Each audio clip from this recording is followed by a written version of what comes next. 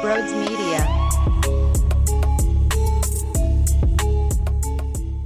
Hey everyone, real quickly before we talk about that 2-1 win in Vancouver, if you're new to the channel, make sure you smash the subscribe button, hit the thumbs up button as well. Over on Twitter, you can follow me at Brodes81. It's a fantastic follow. We have a lot of fun, if I do say so myself. And lastly, you can utilize the promo code Brodes at SeatGeek's checkout page for $20 off of your purchase. You're basically eliminating the fees, so make sure you get yourself to an NBA, NHL, NFL game and save some cash. With that being said, enjoy the show.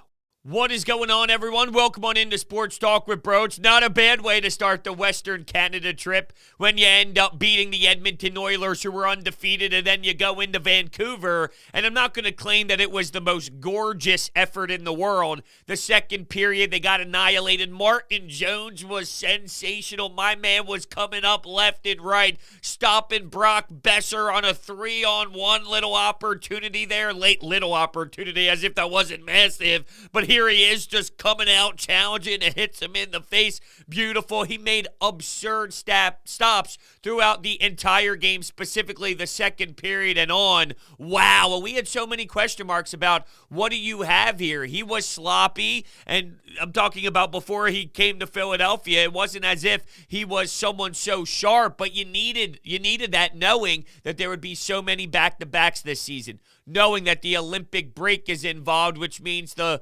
season is condensed. You heard Chuck Fletcher and Alain Vigneault stress that so much this offseason, and now we are basically witnessing that play out. And the first two opportunities for Martin Jones, he has clearly exceeded expectations, more than just serviceable, more than just hold your own. He basically stole that game last night, and that's what you're going to need to do if, you want to make a serious push this season. If you want to show and prove your worth, you're going to need a little bit more than just hold your own. You need two goaltenders that are going to, really steal some hockey games and really put the team on their back. In game one of this Western Canada trip, it was all about the block shots, 26 block shots. Tonight, or I should say last night, because I couldn't keep my damn eyes open to record post-game, so I'm doing it the morning after. So just naturally, the flow of my words are so accustomed to saying tonight. But really last night, or I guess I could say early this morning.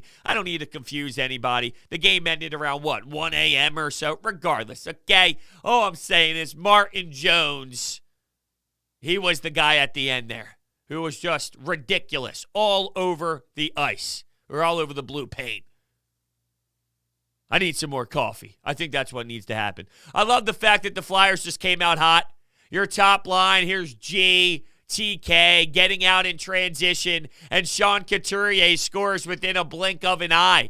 It didn't seem like he got everything on that, which is what might have fooled Halak as the puck went over the blocker. Maybe he thought that it would be a little bit quicker, a little bit harder. The velocity on it would have a little bit more zip, but was it a change up, and did it confuse him? Regardless, you come out and just start throwing haymakers, especially knowing that Vancouver took you down, albeit in a shootout, at home to start the season. I loved it. Now, instantly, here comes some flukiness the other way. Quinn throws the puck on net. They find the back of the net as well. It's 1-1. You thought, all right, Flyers after dark. This is what happens with West Coast hockey games, where you just never know what's going to happen. We witnessed 9 billion goals in period number 1 against the Oilers. Is this going to be the same exact brand of hockey?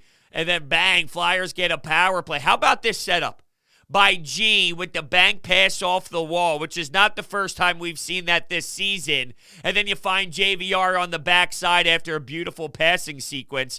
It's funny how many people in the media and how many people who cover the team thought before the game, you know who's going to have a solid one today? Oh, it's going to be JVR. You know who's going to get on the scoring sheet today and put a bingo on the list here? It's going to be JVR. And maybe this is something that wakes him up and gets him going, where he goes through maybe 3 or 4 or 5 games in a row where he's contributing on this level. Not that he's been awful by any means. I mentioned in yesterday's game, I can't say it like that. I mentioned in the Edmonton game, you start off with a power play and great zone entry allows for him to get the puck in a high-scoring chance with a beautiful opportunity to score. He's had some nice chances, but to finally cash in, there's something that happens with your brain when you see the puck go behind the goal line. It's similar to knocking down a free throw in basketball. Let's say you're a great scorer, but first couple of games of the NBA season, you haven't been accustomed to dropping the 25, 26, 27 points that you normally do. All right, let me get fouled. Let me go to the free throw line. You see the ball go through the hoop. That changes the way that you are mentally involved. It changes the way that you are wired because it just feels good. You have more confidence. Is this something where we see a spurt from James Van Riemsdyk, who puts himself in great areas all the time, as Jim Jackson was alluding to after the game, and he couldn't make it yet any more clearer, the way that he thinks the game, the hockey IQ from JVR is flat out ridiculous. And that's why I agree, but I'm just saying that's why last year when he's played on the fourth line, I don't understand it. Somebody who's got that hockey smarts and goes to the right areas and sits in the right spots, with all due respect, it's not where you should be playing with Nate Thompson, because you need help around him to get him the biscuit properly. No disrespect to Nate Thompson. Skill guys with JVR is the best thing. It just is. To maximize JVR, he goes to the strong areas. He sits in front of the blue paint. He slides backdoor. He's active. Well, when you play with G, and when you're getting these passes around, and G should have had 3 points early on. I'm sitting, G! And I thought, there would be 10 billion more options for him to do this because, well, he's Claude Giroux, and this is how he's starting off his season, just contributing and scoring points. There's actually G haters out there, and I know I mentioned this so many times already, just the G haters, because it always sits in an ugly spot for me. But now there are some saying he's not really this good. The only reason why he's having this stretch is because he knows it's a contract year. Well, hold on a second. You're telling me that when pressure's on and you know that you need to capitalize so you can generate more cash, when you know that, well, I mean, this is the life or death here in terms of how much money I'm going to be getting paid next time, and he plays with this type of performance, that's not actually a positive? That doesn't show you anything? That doesn't show you like the opposite of what you're trying to say? If anything, it supports my logic of Claude Giroux is a damn good player on top of all the other statistics that we've seen to this point in his long career. So I just don't get it. And yeah, you know what? It hits a nerve for me. There's something about that discussion by the morons and the dopes out there that just doesn't sit right in my body. Because it's uneducated. Because there should never be a fan base that doesn't want what he provides for the length of time that he has done it.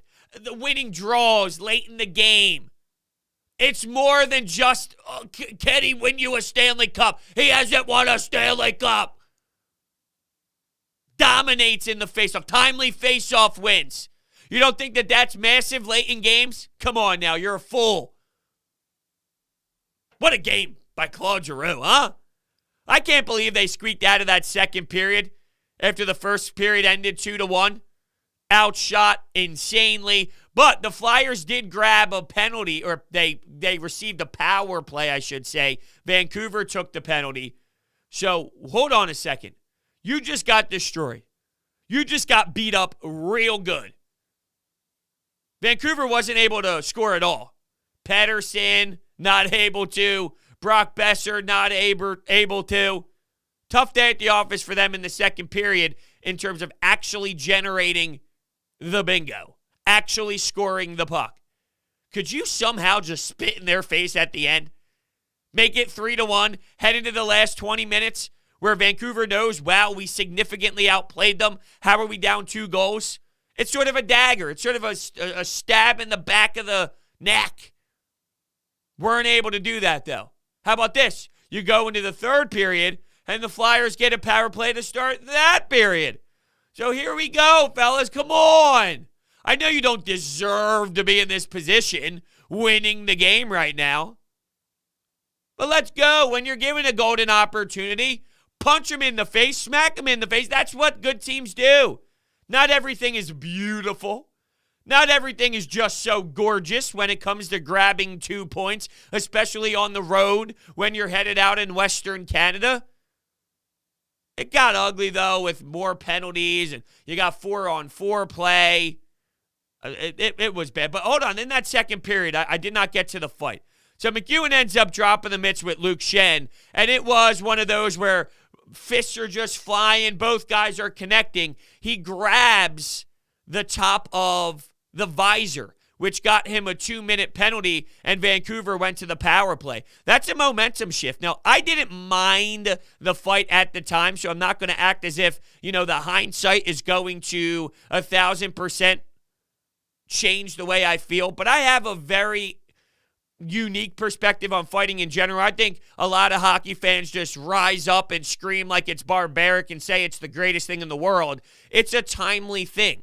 It's something that has to be methodically thought out. You're up 2-1 on the road. Why give Vancouver any sort of life? In what universe would you want to give that building any sort of energy? Now, it's one of those where both guys were throwing. I thought Luke Schenn connected a handful of times, though, as well, even though McEwen ended up on top. My point is, as soon as that fight ended, power play to Vancouver. They ended up getting another power play after that, and the Flyers just got absolutely worked and outshot brutally after that fight happened. So you're up 2-1 on the road. Was that the best idea? I know he hates Vancouver, and he wants to set the tone because of what they did to him previously in his career and all. And like I said, at the time, I didn't anticipate it making that much of an extreme difference. So I'm not just going to rip it insanely and say it was the dumbest attempt ever, because there is an element of, sparking up the boys. The boys know you hate this organization. The boys know that, you have some hostility involved with Vancouver.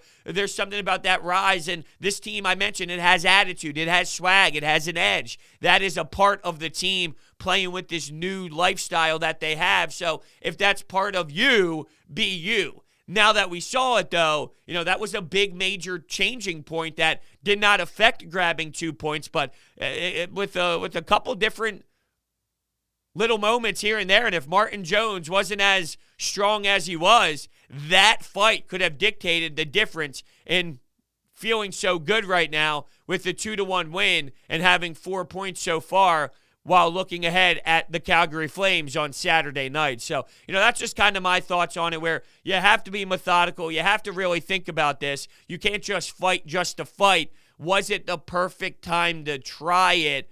Could you have done it differently? Did you need to do it? It's just not about, hey, let's just start punching people in the face, because that's dumb, and that's not what this is all about. There's reasons why fights happen. Can't just do it just to do it. So, yeah, Lindblom gets that holding call in the third period. I thought that was weak as hell. He had his hand on Vancouver, on the hip of the Vancouver player. I forget who it was off the top of my head. And he used his stick to go stick on puck to break away, their rhythm. There wasn't as if there was a real grab involved and a twist involved where that hand was dictating where the skater was going or anything along those lines. So I really didn't like that call, but then Couturier ends up drawing a penalty. It's 4-on-4. Travis Konechny was robbed in the slot area by Halak. You can see his reaction at the time. Oh, man, he thought he had one. There were a couple opportunities, though, I thought, for Vancouver maybe to blow the whistle and get another, or the refs call another power play for Vancouver. I saw one screenshot, and I'd have to go back and look through the film to see exactly how long it happened for and what the situation was. But there was apparently 5 men on the ice for the Flyers on a penalty kill, and not one of those, well, they were changing anyway type of deals where, it was only for like 0.4 seconds as someone was hopping off the ice and someone was coming on. It was literally 5 men almost pursuing the puck situation. So I have to go back. A screenshot doesn't tell the full story, but it didn't look very good from the Flyers' perspective. And then Brown, there was a missed call for an interference call in the neutral zone on Patrick Brown. Did not call that. Was there some interference prior to that maybe Vancouver got away with? So they figured, we're not going to call both people here. We're not going to call one. Let's just keep it clean. Let's go. Both you guys had plenty of power plays from this point. let's just continue to battle it out here and see who comes out with the victory. I guess that's fair, but Vancouver was not happy. Their head coach was not happy. They wanted more calls. I guess that's the common theme here of this trip, because Edmonton fans were pissed and annoyed that the Flyers got away with some things and there were no calls, and now it's against Vancouver, same ordeal. Sure, a few things here and there wasn't the smoothest from the refs department. Once again, though, if you just look at product on the ice, I would be more upset that my players didn't bury with all of those waves of shots going towards Martin Jones. That Brock Besser one. Was it the best idea to just let it rip there? Maybe utilize backdoor. It was 3-on-1 in close. Maybe Martin Jones overcommits. Now, Brock Besser is one of your best players. He's one of your best go-to guys. When they have that type of grade A scoring chance, let it rip. I'm not telling you it was the worst decision in the world. I'm just saying, instead of barking at the refs and thinking they lost you the game, why not think about, all of those shots in the third period and those power plays you did have?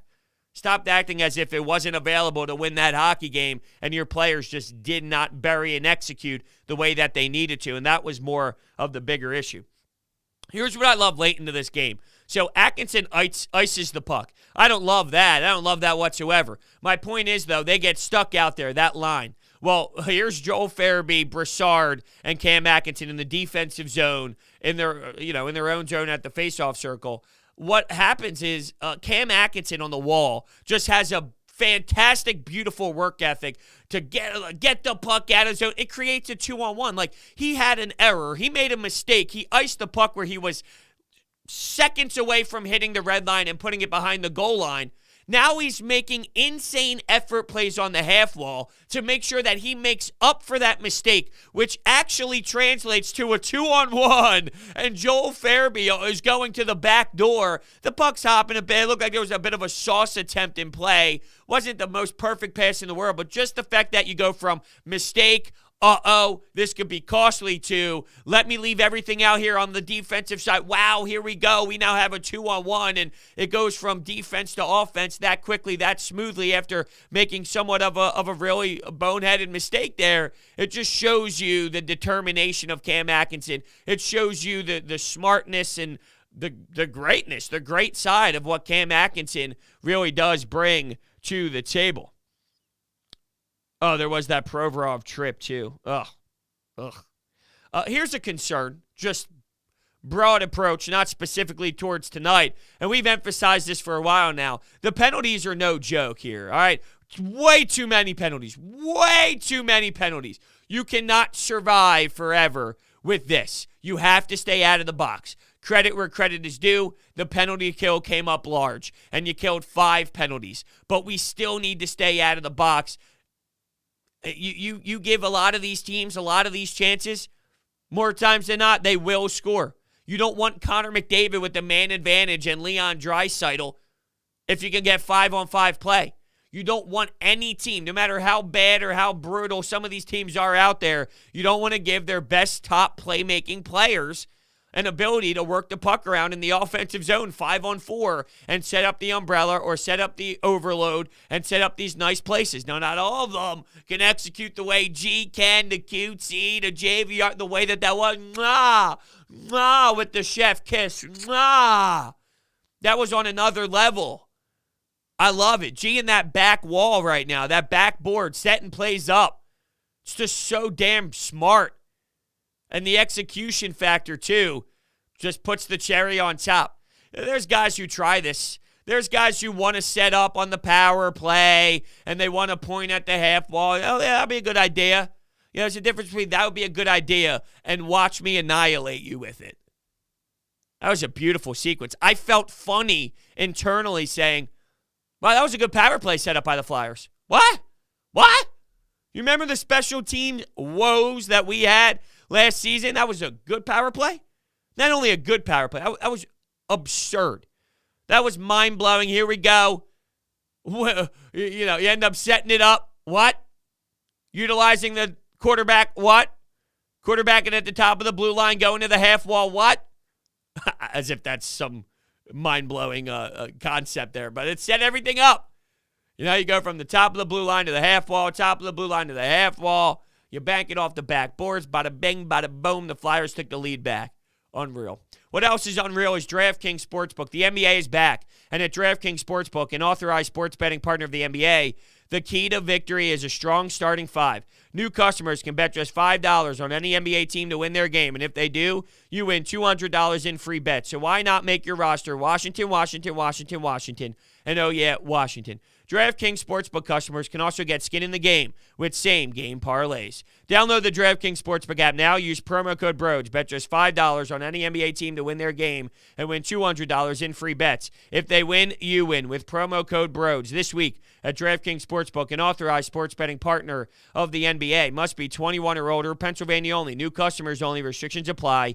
In partnership with Meadows Racetrack and Casino. See DraftKings.com/sportsbook for details. Gambling problem, call 1-800-GAMBLER. We're going to go to the Anytime Hotline in just one moment. I do need to give a shout-out to another Flyers player, though, and that's Justin Braun. All right? You know I've been very hard on who Justin Braun is. Wow. For him to step up, and once again, I haven't even mentioned, and this is kind of going together here, but I didn't mention you don't have Ryan Ellis, and to win these games without your number one defenseman is not an easy task. That really does limit what you have on the defensive side of the ice, and that's any team. If any team loses their number one defenseman, that's going to hurt no matter how stacked you are. You can look at the Tampa Bay Lightning over the last handful of years, and if they lost Victor Hedman, do they still have lethal talent back there? Absolutely, 1,000%. But at the end of the day, losing someone who can just carry you 25 minutes with ease and really help settle things down on the power play, on special teams, just in flow 5-on-5, it's massive. And for your option to be Justin Braun, I mean, at the end of the day, it's not the greatest option in the world, but he is really playing well and performing at not even just a serviceable level. He's doing it at a high level, and it's somewhat really... it's kind of making me feel numb about it. What? Huh? Okay. I'm here for it. I'm pumped up about it. Just, yeah. Just crazy to me. Sorry, I got distracted by a text message there, but I normally do a good job at keeping it on Do Not Disturb, not worrying about it. It vibrated. I did not put it on Do Not Disturb. Shame on me. No shame goes to Justin Braun, though, because he's been sharp, playing with Ivan Provorov and playing some top minutes for this D-core and this squad when needed. Someone has to step up. He's doing it. Veteran, been around, logged a ton of minutes, making the simple plays. Good plus minus, has some points this season, too, logging in the point production area. It's pretty funny to think about. All right, the Anytime Hotline is brought to you by BetQL. Do you want to get an advantage over your sportsbook? Download BetQL, the only app you'll need to make smart bets. Their best bet computer model scans over 350,000 unique bets per year to give you the best bet recommendation for every game across all major sports. Their model covers everything: spreads, over-unders, and player prop bets. There's sharp data so you can see who the professionals are backing, line movements so you can jump on betting opportunities in real time. Plus, you can save all your picks in one place to track your success and winning streaks, as well as view your rank on their leaderboards. Head to the App Store or Google Play Store now to download BetQL. Enter the discount code BRODES at payment checkout for 25% off any of their subscription offerings. You can find all this information in the description down below. Okay, here we go. The Anytime Hotline. What's going on, Brodes? Hey, that was a great effort by the Flyers today. I thought that guys really hung in there. Playing those back-to-back games has got to be a real pain in the ass on the legs. But, Ristolainen was big and tough today. That was really awesome. I think the only concern that I have is moving forward, man, we got to do a better job of handling the pucks a little bit more. A lot of turnovers, a lot of turning over of the pucks, and we got to maybe work on the passing a little bit more. But well, I think with this team specifically, Vancouver, they alluded to this on the broadcast. last game when they played in Philadelphia, it was something similar in that second period. I don't watch this team and just say they're a disaster with turnovers as we look at their hot start to the season. That second period, it got ugly. There were power plays involved for the Vancouver Canucks, so that definitely helps them out in terms of creating those shots and blasting the puck on net as much as they did. I get it. There were some ugly moments, but all around big picture, I don't know if I watch this team and say, they're just a disaster returning the puck over. Last year, yes. Last year, their passes were not crisp. They were not tape to tape. This year, I think in transition, they actually make that first quick pass. They go tape to tape, whether they utilize banking it off the wall or not, but they get up in transition rather quickly, and their passing helps do that. I thought last night it was just, maybe it's a bad matchup. Maybe it's one of those where Vancouver and the Fly, it's just a tough matchup for them. One of those teams, whether they have a lot of firepower or not, whether they end up with a solid record at the end of the season or not, and I'm specifically talking about Vancouver here, it goes where Vancouver looks to have their number in terms of play, in terms of how it plays out. I think your first point, though, really stands true to me, which is the fact that you're in the second half of a back-to-back. You use all that energy, right? You have to battle that hard against Edmonton the night before, and you go in there with attitude. Like, they're undefeated. We are going to beat them, and how much effort it takes to block all those shots, put your body on the line. It was an emotional game as well. When you have to highlight Connor McDavid the way that you do, how much of your energy is used to focus on that player and to make sure that he doesn't do anything. Although he had a billion shots out there and did have a power play goal, it got deflected. It looked to be a pass that hit off Justin Braun and ended up finding the back of the net, getting past Carter Hart. But when you have to use all of that mind, like your mind's always thinking, your mind's always racing, McDavid, it takes a lot. It beats you down. You win the next night, Martin Jones steals it for you, you hang in there, you play tough. Deserves a lot of recognition, deserves a lot of credit. Ristolainen, talk about toughness. He's got the black and blue eye, he's got the stitches above it. Good look. You mix that up with a Sean Couturier no-teeth concept, sign me up. That's what the 8-year-old Brodes wanted to look like, where I was constantly just punching myself in the eye and tying my 2 front teeth to the door at 8. Just going nonstop, yanking. Anyway, what's next? Man, it was great to get these 2 wins in a row. Really good to get these 2 wins in a row. The Flyers, and they've come to play. They've come to play this year without a doubt. I mean, it's the even year magic where we inexplicably play much better in even years than odd years. But what can I say? This team has fight to them. They have, they're more skilled, they're more together. And Martin Jones, a lot was made of, it was such a bad signing. Why would you bring in him to be the backup? Well, he just stole the game tonight. He definitely did. And, yeah, there were a lot of concerns about who he was.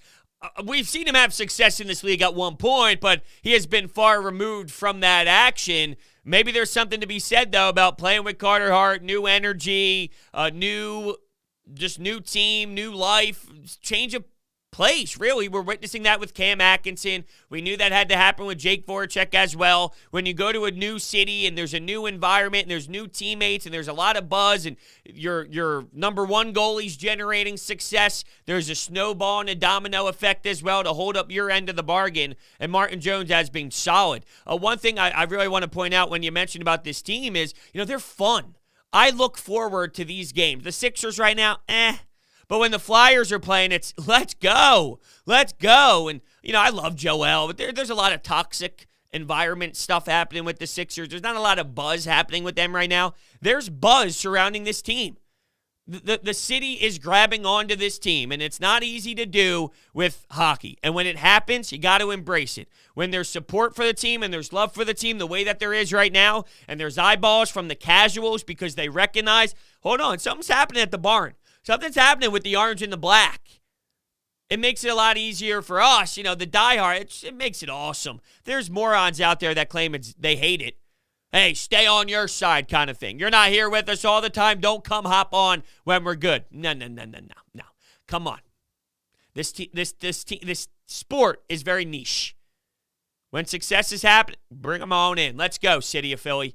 And you can just tell, even through the West Coast games, the amount of Twitter love, the amount of reaction happening on the Twitter sphere at 12:42 a.m. on a West Coast swing where they're playing Vancouver Canucks. You think the casual hockey fans out there have any idea who that is, what they are, one person on Vancouver? No, but the fact that the Flyers are playing well and there's a vibe surrounding the team that's entertaining, that makes you want to tune in, that's where I get a big smile on my face, because that's not easy to generate as hockey being the sport. It's just not. So I embrace it, and I love it, and I'm having fun with it. I can't wait for Saturday night to see how they perform against the Flames. And with that being said, I want to thank everybody so much for listening, and I will see you next time.